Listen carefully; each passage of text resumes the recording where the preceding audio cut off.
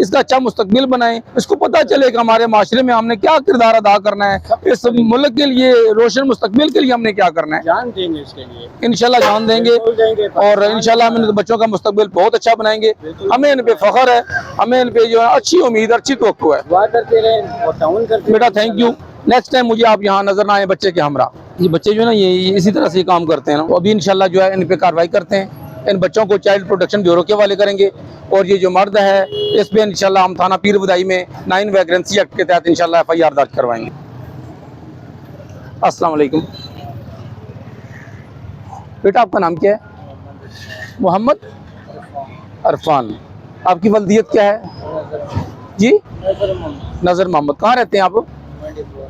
मंडी बाउदी। यहाँ कहाँ रहते हैं पिंडी में? मुसाफिर खाने में। बेटा आपका नाम क्या है जी? वकार। और आपके फादर का नाम क्या है?